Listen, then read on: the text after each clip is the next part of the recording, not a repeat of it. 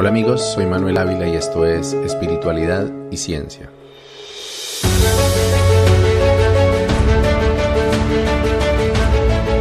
En el episodio de hoy terminaremos la serie que inicié hace 8 días sobre la gnosis de Samael Aún Weor y la triste historia del asesinato de la bebé Victoria Serrano a manos de su propia madre Marisol Raue. En medio de lo que considero fue un crimen propiciado por la secta de Samael Aún Weor. En el episodio de hoy terminaremos de hablar de Samael, explicaré en detalle por qué es tan peligrosa la gnosis desde mi experiencia personal con la secta y te diré lo que creo que de verdad ocurrió con el asesinato de la inocente Victoria.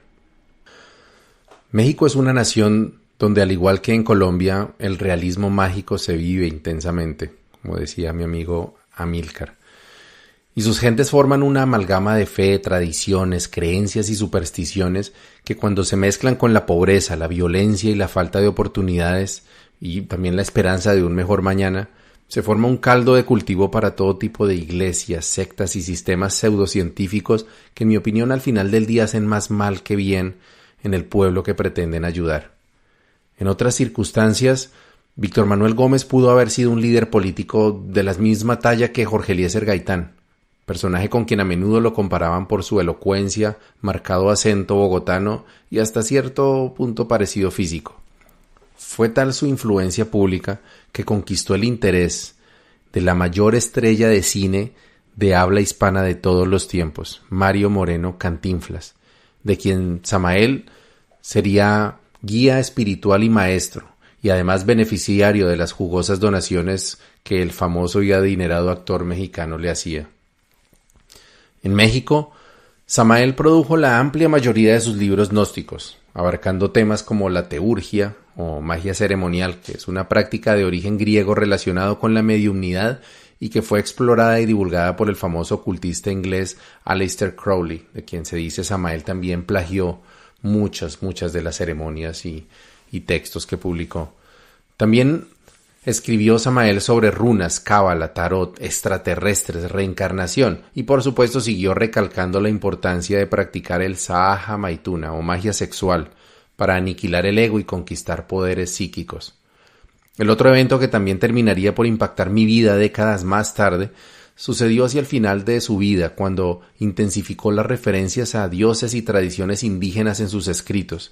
Ejemplos de esto fueron sus libros Magia Crística Azteca de 1973, La Doctrina Secreta de Anahuac de 1974, Los Misterios Mayas de 1977 y Antropología Gnóstica, que salió al público en 1978, poco después de la muerte de Samael en diciembre de 1977.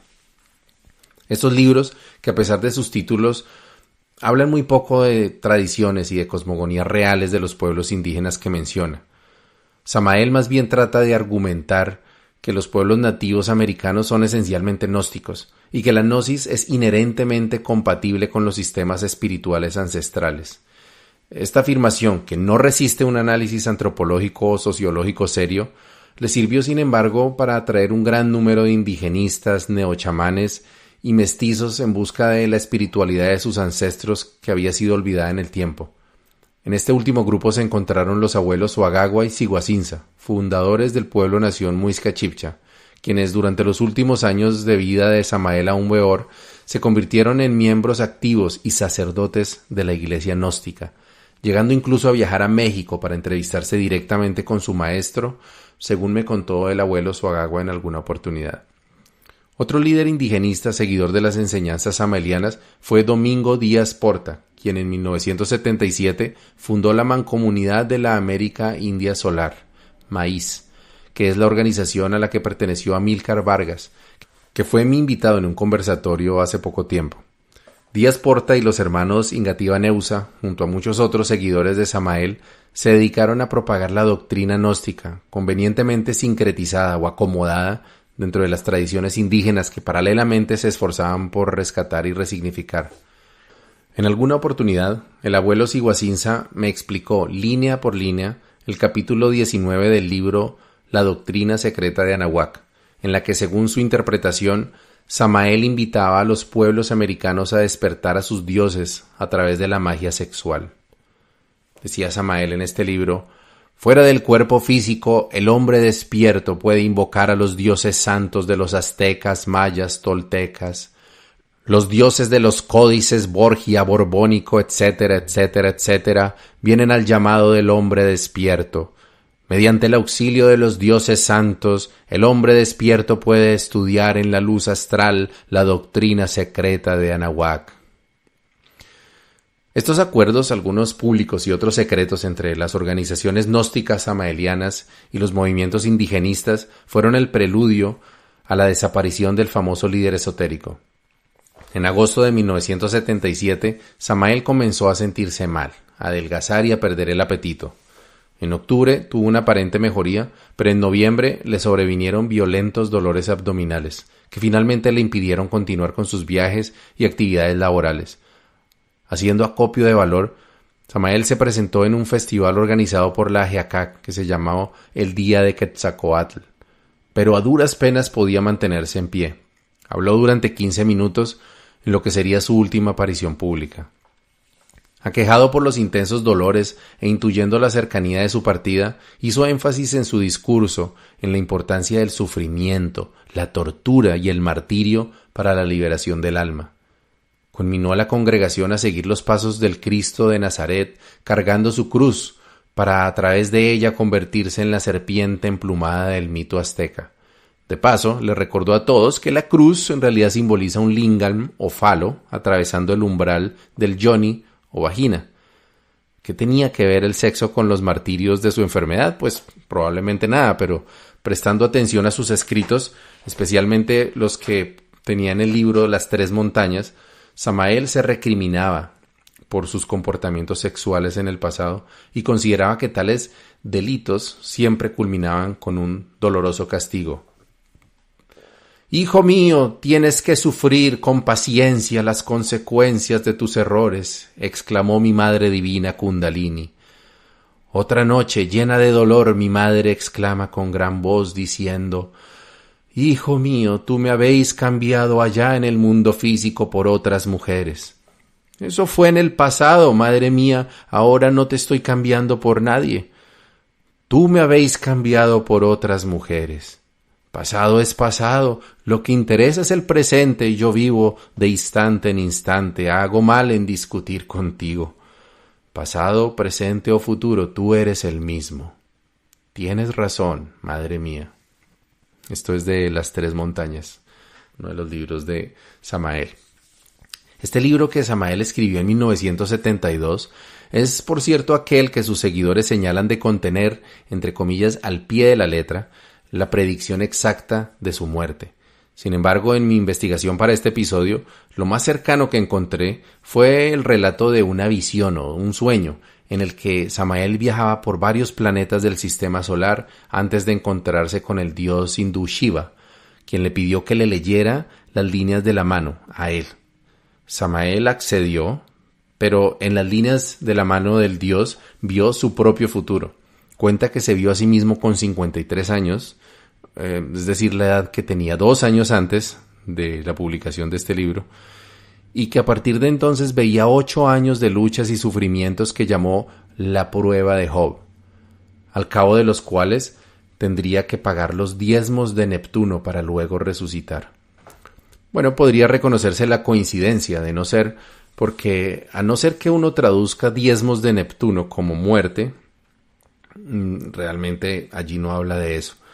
El propio Samael explica en ese mismo libro que los diezmos en su aspecto interior se refieren a algo así como la balanza del karma. Por otra parte, Samael murió el 24 de diciembre de 1977 a la edad de 60 años, es decir, 7 años después de los 53, que igual es muy cerca de la predicción, pero difícilmente puede decirse que fueron 7 años de sufrimientos, cuando de hecho fueron sus años más prósperos y de mayor fama antes de los 5 meses de penurias que vivió antes de abandonar este mundo.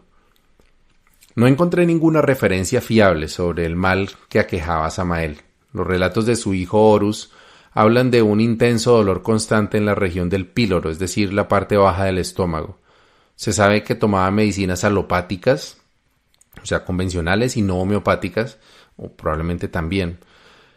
pero él, que enseñaba a preparar toda clase de brebajes en su libro de medicina oculta y magia práctica, estaba acudiendo a hospitales normales con médicos egresados de universidad que le administraban fuertes analgésicos para el dolor. Ante esto, se adelanta Horus en su relato y cuenta que Samael decía que él no podía curarse a sí mismo porque así estaba escrito.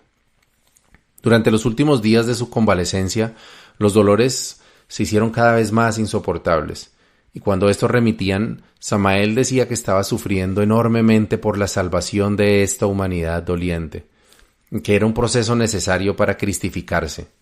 Sin embargo, el gurú mencionó varias veces que se salvaría, que solo tenía que pasar la prueba de Job y luego saldría triunfante. Incluso le prometió a su esposa Litelantes que la llevaría al Tíbet después de que pasara todo eso.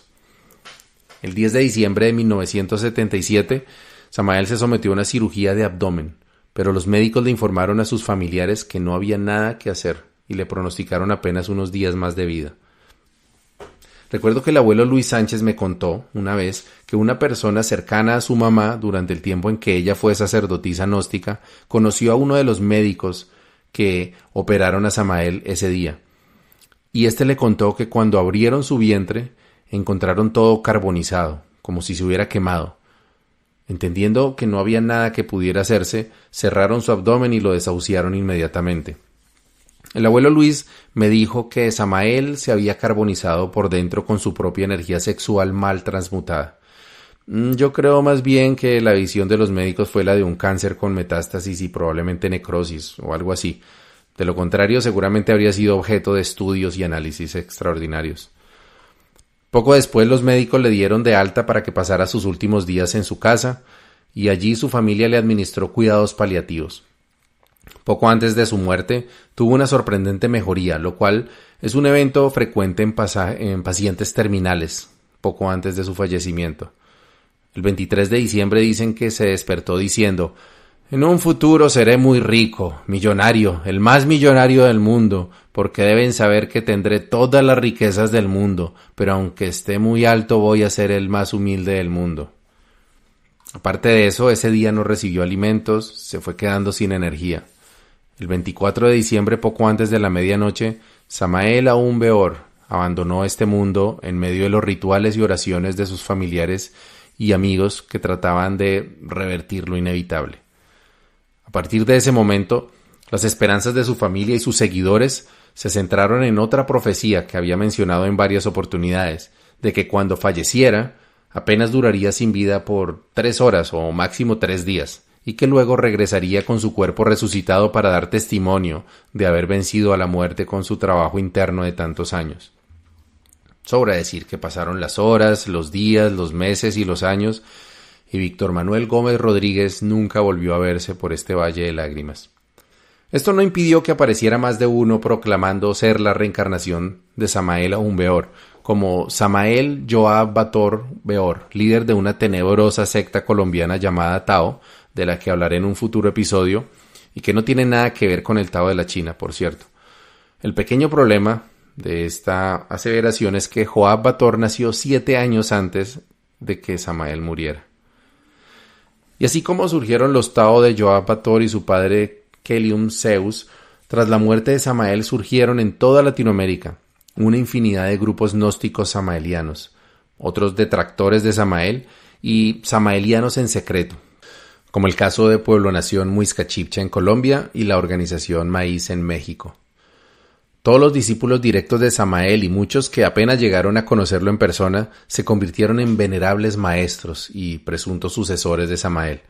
Así que no fue sorpresa que muchos de ellos se convirtieran en acérrimos enemigos entre sí, y aún hoy en día se dediquen a despotricar y desacreditar los unos de los otros. Esto incluye a su esposa Litelantes y sus hijos que quedaron a cargo de las organizaciones que dirigía el difunto Samael, Joaquín Enrique Amortegui, alias Rabolú, Julio Medina Vizcaíno, alias Gargacuchines, y muchos otros. Incluso mi amigo el abuelo Juber Osorio se dedicó por años a escribir cartas a los gnósticos del mundo cantándoles la tabla, por lo que consideraba una monumental malinterpretación de las enseñanzas de Samael. Lo único en lo que todos, o casi todos, se ponen de acuerdo es en reconocer a Samael Aun Weor como una especie de Mesías, un Cristo, y el creador de la verdadera doctrina gnóstica para la liberación del ser y el perfeccionamiento como humanos. Grupos gnósticos de todos los colores se encuentran casi en cualquier barrio de las principales ciudades de México, Colombia, Argentina, España, Brasil, Venezuela y las ciudades estadounidenses con mayor población latinoamericana. Sin embargo, la gnosis ha alcanzado otras culturas más allá de Latinoamérica. Y por internet he visto grupos samaelianos en inglés, francés, rumano, sueco, ruso y otros idiomas. La doctrina samaeliana, a pesar de lo extenso de su bibliografía, podría resumirse en unas pocas palabras: moralismo conservador religioso de mediados del siglo XX, enormemente influido por el catolicismo, condenación de todo tipo de vicios, con particular énfasis en el alcoholismo y la infidelidad, que eran las dos tentaciones que el mismo Samael reconoció haber tardado mucho tiempo en superar, aunque hay historias de que más bien lo acompañaron durante toda su vida. Según la gnosis, la vida es básicamente un campo de entrenamiento, al que venimos reencarnando de error en error y de vida en vida, y el objetivo es tratar de escapar de este ciclo de muertes y renacimientos para alcanzar el nirvana, un mundo espiritual de pura felicidad y gozo en la presencia de Dios. Hasta aquí es una parte copiada del hinduismo. Lo que la gnosis ofrece es un camino, técnicas y el conocimiento, entre comillas, para lograr esa liberación de la rueda del samsara, y se basa en lo que Samael llamó en sus libros la aniquilación del ego. Según esta teoría, los seres humanos vivimos en constante lucha en contra de la naturaleza, la cual, a través de los placeres de la carne, los vicios y los instintos, nos quiere mantener en esclavitud. Aquí podemos notar ya el moralismo de esta cosmogonía y la total oposición con el pensamiento ancestral indígena, donde somos uno con la naturaleza y no sus enemigos. Para vencer a esos agregados espirituales, como los llamaba, Samael prescribe como la única salida el trabajo en la forja encendida de Vulcano, el camino del filo de la navaja, el arcano AFZ o el Sahaja Maituna, que son todos los nombres rimbombantes con los que él llamaba a la magia sexual, que es básicamente tener sexo sin dejar escapar ni una gota de semen. Para las mujeres no es clara cuál es la tarea, más allá de no tener orgasmos y ayudar al varón, pero hay quienes dicen que tampoco pueden ni siquiera mojarse más de la cuenta. Para otros, todo lo contrario. La función de la mujer es que el varón pueda darle tantos orgasmos como sea posible mientras él estoicamente aguanta el reflejo de eyacular. Esta es la parte de la gnosis que Samael extrajo del Tantra y pues los conflictos que hay entre diferentes grupos gnósticos. Luego de terminada la gran obra, la pareja debe sentarse en meditación y a través de ejercicios Kegel bombear la energía sexual o kundalini a través de la columna vertebral, activando los 7 chakras en su camino, hasta llegar al chakra de la coronilla, donde según Samael se obtiene la espada flamígera de los mágicos poderes, con la cual se pueden convertir a los egos en polvareda cósmica. Ese es el qué. El cómo no viene indicado ni en los libros de Samael ni en ninguna parte, pero todos los gnósticos que he conocido tienen alguna versión parecida a hacer uso de la imaginación activa para visualizar la energía escalando por la columna, usar la respiración para moverla por el cuerpo y luego asestarle el sablazo certero a los egos. Esto último probablemente, supongo yo, con la imaginación activa también. Pero donde Samael enfocó con furia su espada flamígera fue sobre toda conducta sexual no tradicional. Todos los miembros de la comunidad LGTBI, las personas con género fluido o diverso y otros comportamientos eran para Samael infrasexuales, condenados irremediablemente a las llamas de los mundos infiernos. Incluso los practicantes de la inocente y saludable masturbación haría parte, según Samael, de la escoria del mundo para quienes decía que más les valiera no haber nacido o amarrarse una piedra de molino al cuello y tirarse al mar. Y esto es lo fundamental. De ahí para allá, la gnosis está llena de historias pseudocientíficas que hablan de extraterrestres y atlantes revueltos con historias bíblicas y dioses hindúes. Otra buena parte de la doctrina gnóstica consiste en practicar en realizar prácticas mágicas como conjuros, ceremonias, rituales y brebajes que tienen por objeto ayudar al gnóstico con su proceso de magia sexual, o bien traerle abundancia, prosperidad o salud de hierro. Los eventos que narré sobre la muerte de Samael podrán dar una idea de la eficacia de esas prácticas. Como dije antes, el gran atractivo de la obra de Samael es su estilo literario grandilocuente y efectista, que al ser supremamente caótico, oscuro y vago, da lugar a un sinfín de interpretaciones, y que quien quiere creer en la gnosis siempre encuentre alguna manera de hacer que las teorías cuadren y las profecías acierten. La promesa de la gnosis es supremamente atractiva, porque ofrece todo lo que otras religiones ofrecen, pero con un método específico, que en principio no suena nada desagradable. Puedes lograr el fin de tu sufrimiento, abundancia, felicidad y de ñapa una vida de placeres en el más allá después de la muerte, a punta de tener sexo todos los días y hacer viajes astrales durante la noche. Lo único que tienes que dar a cambio es tu vida, tu tranquilidad y tu estabilidad mental. Porque entonces llegamos a la parte más importante de este relato. La gnosis es una secta y es muy peligrosa. Debajo de esa aparentemente inofensiva teoría de la magia sexual se esconde un demonio de 7 cabezas y voy a explicar por qué. La gnosis es como una caña de pescar, donde la carnada es el famoso viaje astral y algunas técnicas de meditación, y el anzuelo es la magia sexual. Cuando alguien se inicia en la gnosis, se le habla de un conocimiento secreto que va a transformar su vida, pero no se le entregará hasta que no esté en segunda cámara, o mejor dicho, hasta que no esté ya metido hasta el cuello en la gnosis. Esto es uno de los elementos que hacen de la gnosis una secta. Antes de entregar el conocimiento de la magia sexual, el aprendiz recibe los libros más light de Samael, donde aprende sobre la bondad, la voluntad, la justicia, y se le va anticipando que será alguien muy importante, un guerrero solar, un miembro de un ejército de luz, y se le va desconectando de las cosas del mundo, incluyendo la televisión, las fiestas, el alcohol, la pornografía, el juego, las redes sociales, sus familiares, quienes no creen en la gnosis. Y en cambio se le van entregando rituales, oraciones, y pronto se le habla del viaje astral, que no es otra cosa que la capacidad de tener sueños lúcidos, otro tema que tocaré pronto en más detalle. Estos cambios en la vida de una persona que generalmente ha llegado a la gnosis en medio de una tragedia personal, vicios o una falta de propósito, suelen generar un cambio positivo. La persona ha empezado a mirar hacia adentro, a hacer cosas en pro de su crecimiento personal y a desconectarse de cosas que, para ser francos, a veces sí suelen hacer más daño que bien. Entonces, el futuro iniciado se revigoriza, se siente fuerte, el uso de la voluntad mejora la autoestima, tiene un mejor concepto de sí mismo, nuevas amistades, y todo eso redunda en mejores niveles de serotonina, emoción, alegría y optimismo. Entonces, si el estudiante hace correctamente las técnicas para la salida en cuerpo astral, en cuestión de pocas semanas empieza además a tener algunas experiencias rudimentarias de sueño lúcido. Esto suele ser un evento muy emocionante, y para muchos la experiencia de estar fuera del cuerpo, incluso ver otros mundos, volar, atravesar paredes o viajar en el tiempo, se convierte en la confirmación de que todo lo que dice Samael Aún Weor es cierto.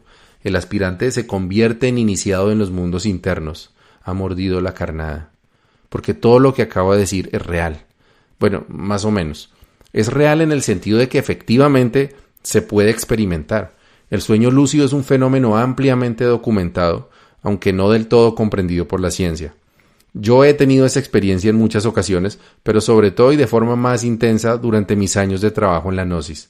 Es una experiencia que vale la pena tener, pero como explicaré en este otro episodio en el que hablaré del sueño, no tiene nada que ver con la gnosis, ni se pueden hacer todas las cosas que Samael promete, como salirse del cuerpo, viajar en el tiempo, hablar con seres espirituales.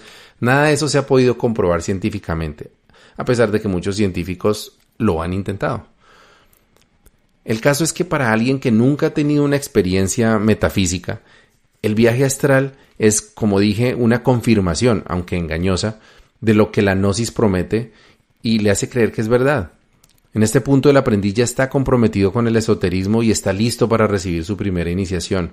Esto es usualmente un ritual, similar al que yo realicé con Pueblo Nación Muisca Chibcha, que hasta donde sé fue una versión ligeramente modificada del rito de paso de primera cámara en la Gnosis, que a su vez es, según investigué, una adaptación de los rituales de iniciación de Aleister Crowley en un libro que se llama El Libro de la Ley.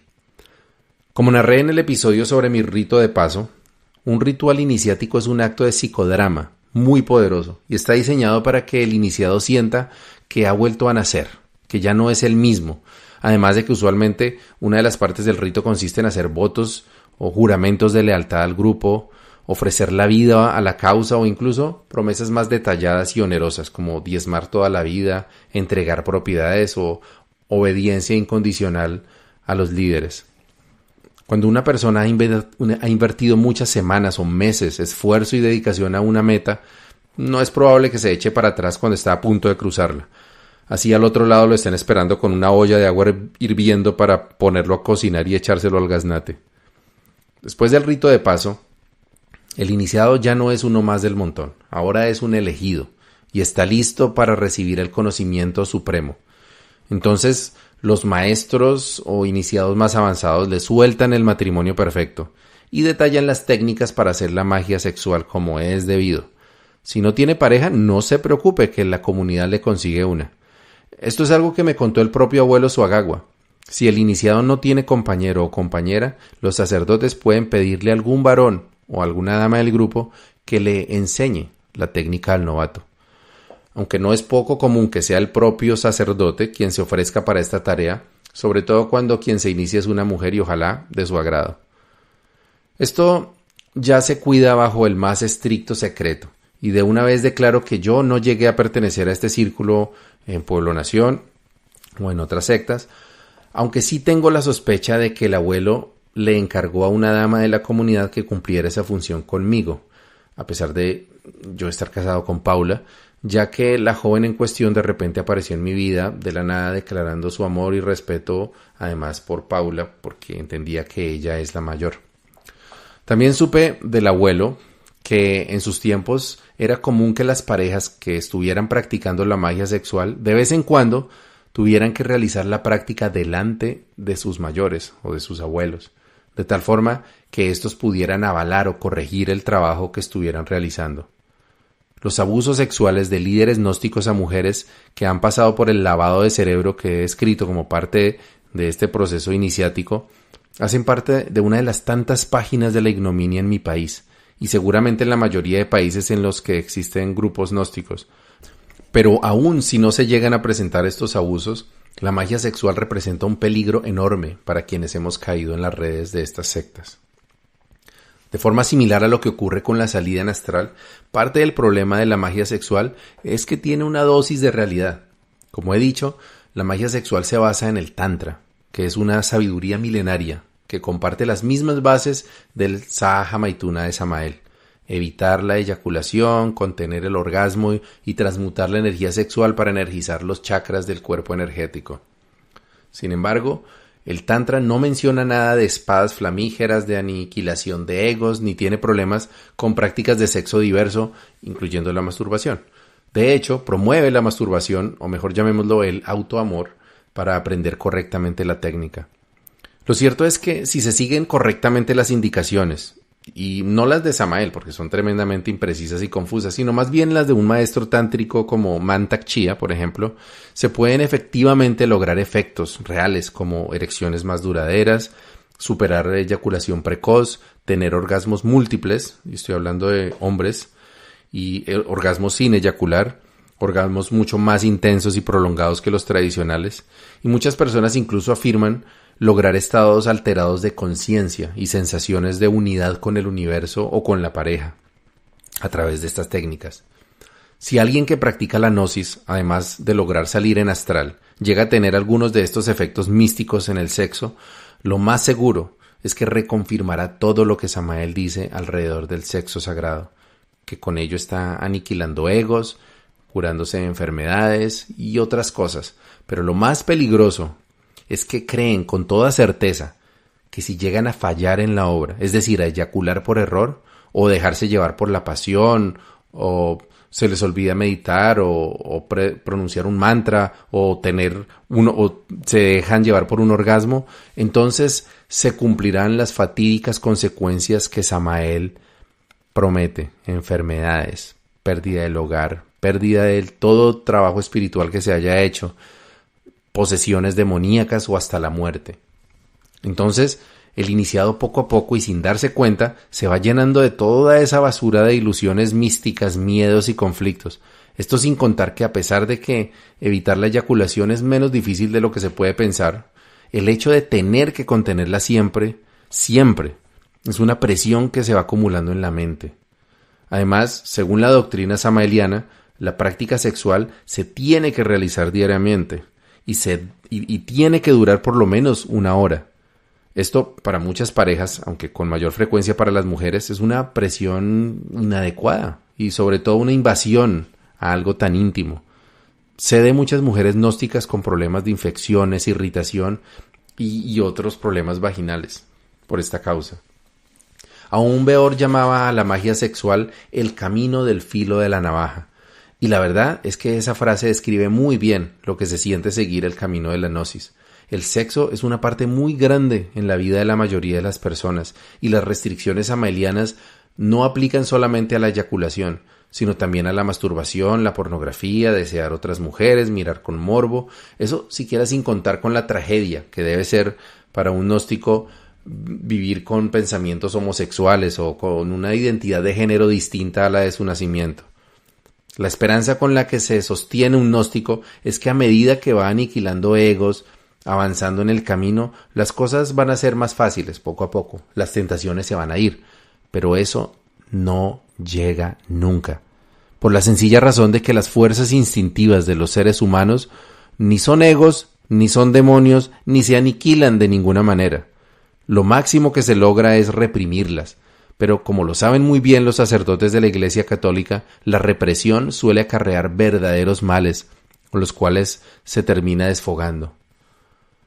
Habiendo atravesado ese viacrucis, puedo asegurar que el camino del filo de la navaja se camina con los pies descalzos y siempre termina en fracaso. Si el propio Samael Aún Beor, en 1972, con 55 años, estaba aterrado por sus faltas sexuales y optimista en lograr su liberación con el arcano AZF, ¿a qué puede aspirar un principiante? La naturaleza no es una enemiga. Pero como dice mi maestra Mara, la naturaleza no tiene moral. La fuerza sexual nos mueve para asegurar que la vida siga prosperando y poco le importan nuestras intenciones de revolución espiritual. Sin embargo, y espero que este mensaje llegue a oídos de alguien que esté pensando en abandonar este camino de sufrimiento que es la gnosis, fracasar en la gnosis es triunfar en la vida.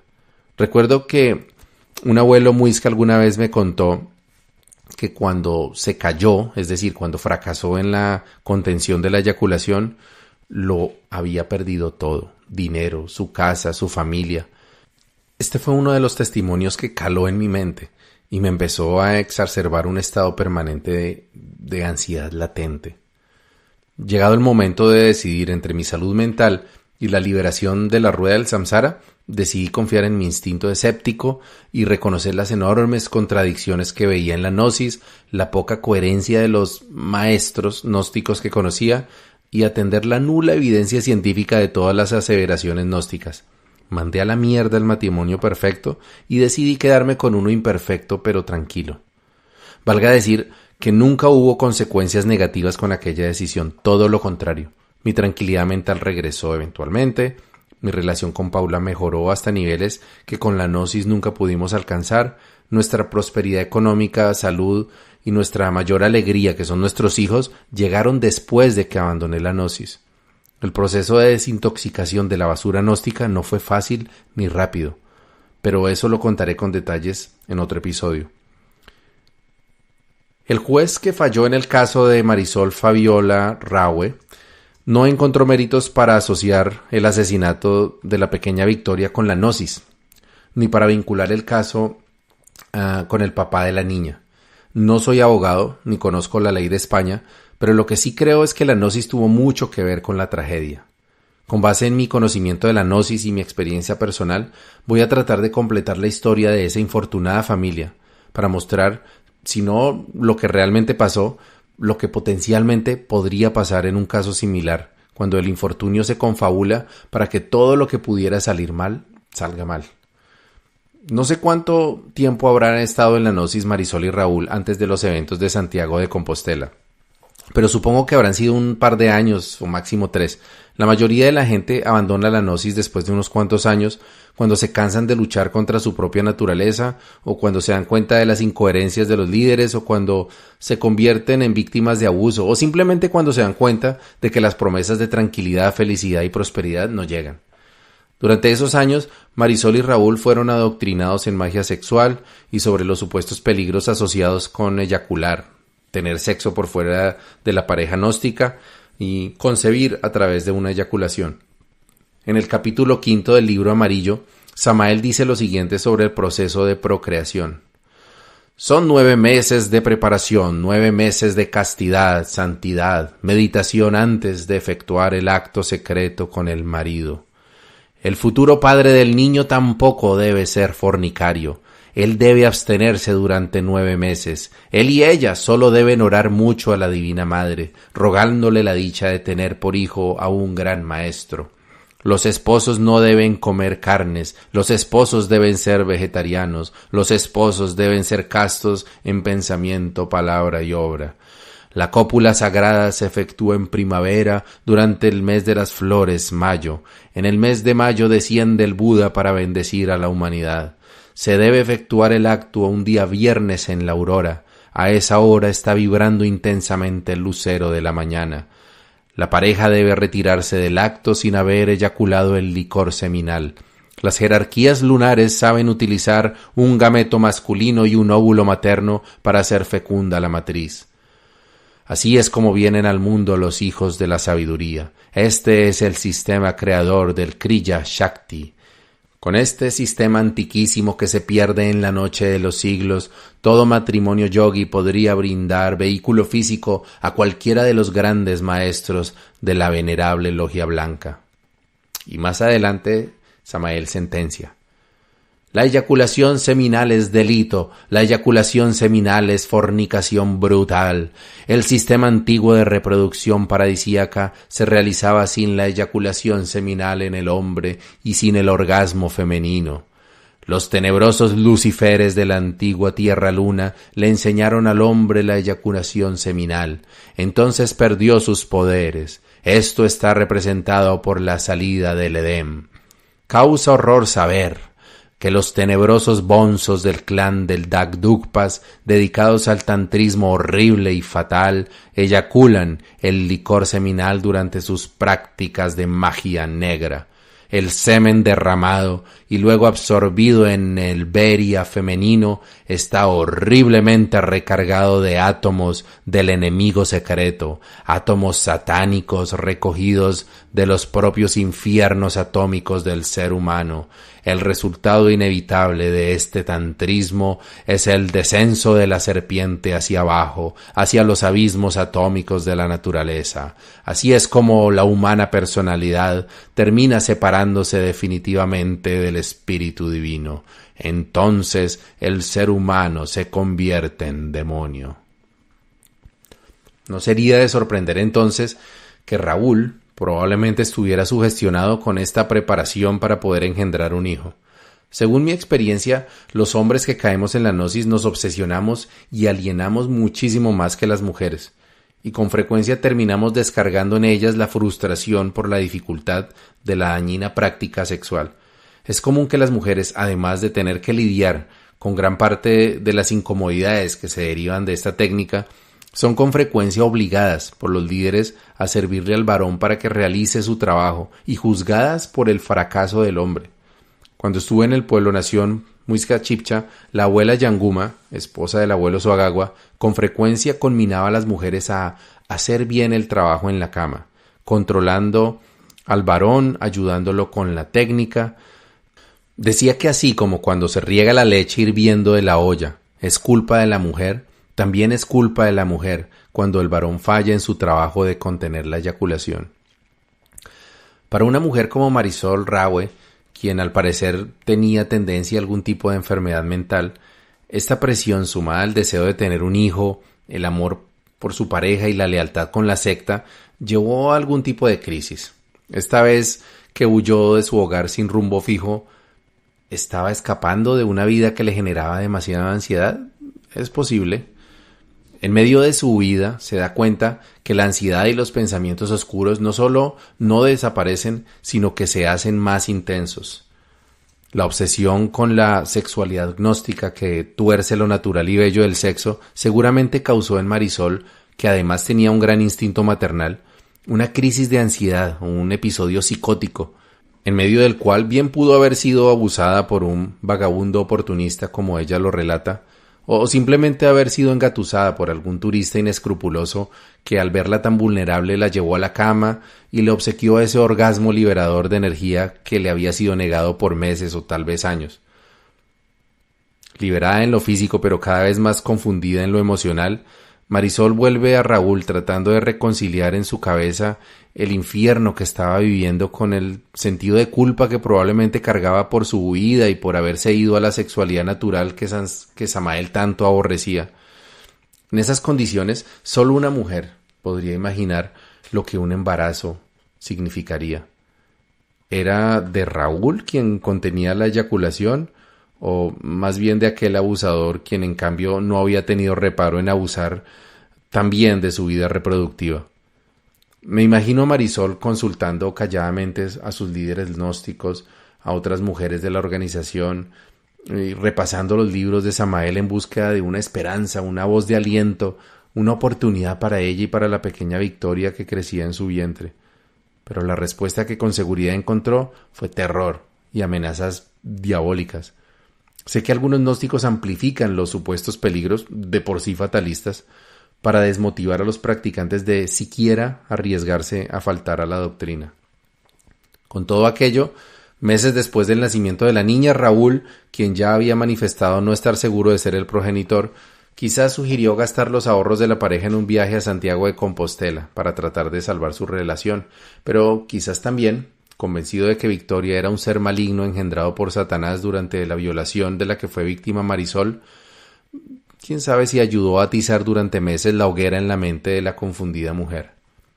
Una persona con una enfermedad mental puede ser mucho más vulnerable a convertirse en víctima de manipulación, y no se sabe si Raúl, interesado en desaparecer a una niña que no consideraba a su hija y tal vez portadora del mal, ayudó con esa manipulación. Pudo haber sido un sacerdote gnóstico convencido de su doctrina, quien alguna vez insinuó que hasta sería mejor que la niña no naciera, o que muriera pronto. O simplemente fue Samael aún Beor desde su tumba, a través de sus escritos retorcidos, quien convirtió la mente de una mujer débil y vulnerable de madre a asesina. En cualquier caso, lo que haya sido que motivó a Marisol para poner sus manos sobre el rostro de su bebita y quitarle la vida ahogándola fue una horrible manipulación sectaria, basada en teorías sin fundamento, dogmas medievales y elucubraciones espiritualistas. Cuando llegaron los ingleses al cuarto de Marisol, preocupados por su extraño comportamiento, encontraron a la bebé de 6 meses debajo de una manta con extrañas piedras a los lados, de una manera que los testigos declararon parecía ritualística. Sin embargo, la justicia, inexperta en estos temas esotéricos y religiosos, decidieron juzgar el caso como producto de una crisis de salud mental y no como un asesinato, que en mi opinión pudo haber sido planificado. El final de esta historia no se ha escrito aún y ahí afuera hay miles de personas, familias y niños cuya tranquilidad emocional pende de un hilo bajo la espada de Damocles de la gnosis sobre sus cabezas. Y quise hacer mi parte para desenmascarar esta peligrosa secta de la que yo afortunadamente pude salir, aunque no sin tener que pagar un precio alto por ello. Si estás involucrado en la gnosis o alguno de los movimientos que discretamente promueven las enseñanzas de Samael Aún Beor, te invito a visitar unos enlaces web que puse en mi página donde puedes encontrar más información sobre las contradicciones, mentiras y plagios de Samael Aún Beor. También puedes contactarme por mis redes sociales o escribirme por Telegram y con gusto trataré de orientarte de la mejor manera. Hasta la próxima semana, buen camino y buena brisa.